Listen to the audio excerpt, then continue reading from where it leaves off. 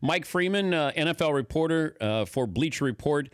And he'll usually give his, top 10 things. There's always moments there where he's looking at certain things in the offseason. And this one captured my attention today when I saw that, the Cowboys with Ezekiel Elliott. It's floating out there.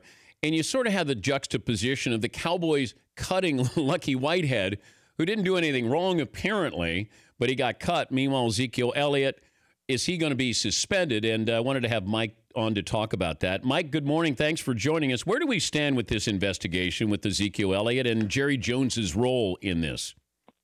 Well, first of all, Dan, I have to thank you for doing my work for me. You were on one of your shows recently talking about the influence of Jerry on this investigation, how other owners and other people in the league were calling the league office to complain about it. Yes. And I saw that and said, thanks, Dan. So I'm here for you, Mike. I appreciate it. I know you are. You're a really good man. I know that.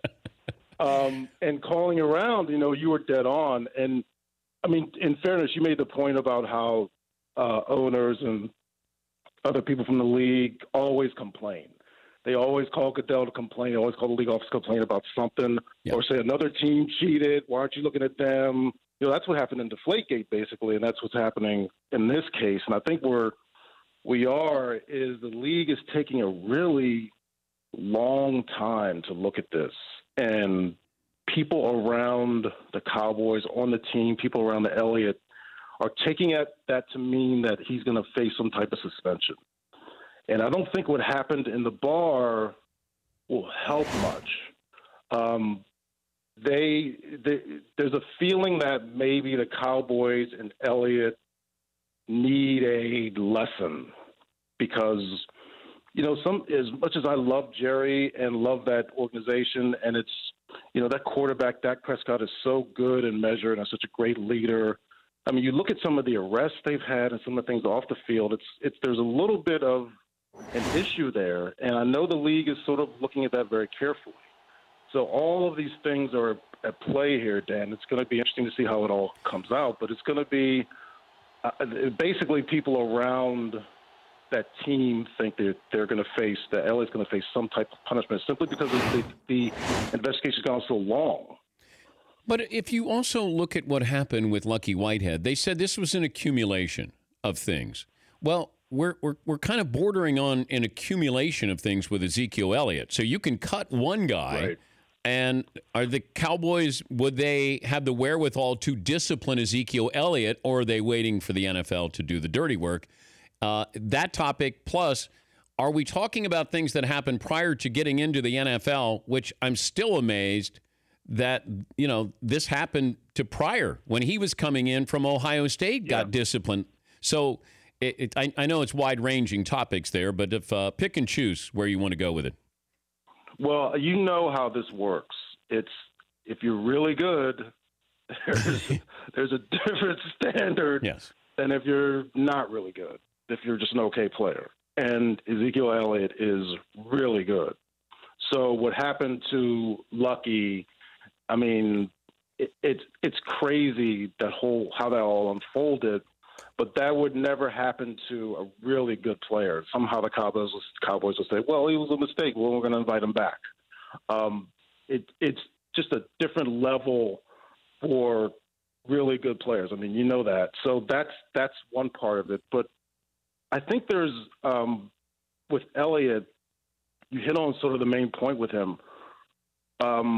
It's not like he's done just this litany of horrible things. He may have done a really serious, terrible act. We don't know. But, the bar fight, it's just not smart. The NFL's watching you. So you can stay home and watch a little bit of Netflix. There's Star Trek on Netflix, Dan. You can watch that. Deep Space Nine is a really good series. Captain Kirk is a really good captain. Get into that. Watch the OA. Watch something. Do something. But go to a bar when you know the NFL is watching and you're a target. But Mike, how is a player disciplined if there was sexual assault in college? How can the NFL what is the jurisdiction there for the NFL to do this to him, as they did with Terrell Pryor for bartering to get tattoos? It's a huge question and a huge issue, and the NFL has taken a really wide latitude about this. They look at it as they want to discipline guys from what happened in college before they got into the NFL, and it's something that is I think it oversteps. I don't think you should be punished before you get into the league. No, but that's their position, and that's a position that the union has not really fought on, or at least has lost over. But it's not something that I don't think the NFL should do. But that's what they're doing, and it goes to this whole. The NFL is now very much into this sort of discipline phase. They want to really get the message to players that if you screw up, we're gonna come after you. It's been a really uneven, poorly handled thing at times, from Ray Rice to some other issues. Greg Hardy. They really are. Greg Hardy. They're really trying to hammer it now, and here we are. We're talking to Mike Freeman, Bleacher Report, NFL reporter, columnist.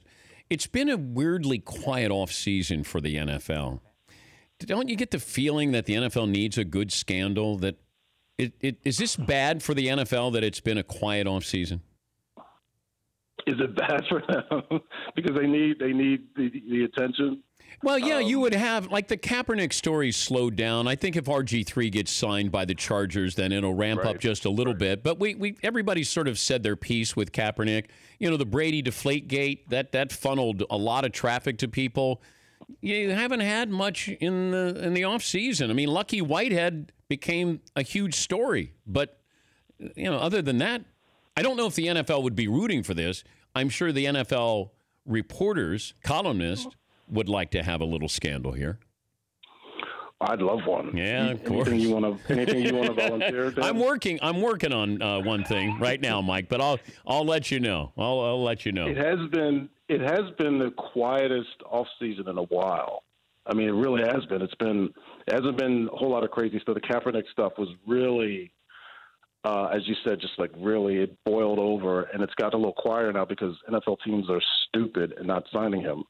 But the one point you made earlier is really important, and it's not necessarily about the off season and the excitement of it, or where's some good stories. It's about the future of the league and parents.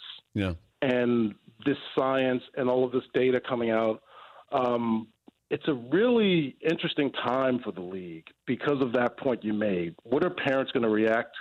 How are they going to react to this? And so far, it hasn't seemed to really massively dent the NFL's popularity. But as more of this stuff comes out, what will happen? And I think that's sort of, we're just seeing, the evidence is going from it may cause CTE to probably causes CTE. And there's a lot of layers left to unfold, but it's starting to get really, really definitive, at least to me. So as it gets more definitive, how will parents react to it? Yeah. And so far they're not, but I think things are going to change pretty quickly. He's Mike Freeman, the NFL columnist, Bleacher Report, also author of 9 books, including Snake, The Legendary Life of Ken Stabler. Good to talk to you again, Mike. I'll see what I can do to help you out with your next column, okay? Dan, live long and prosper. Baby. Thank you, Mike. The Dan Patrick Show, weekday mornings on Audience.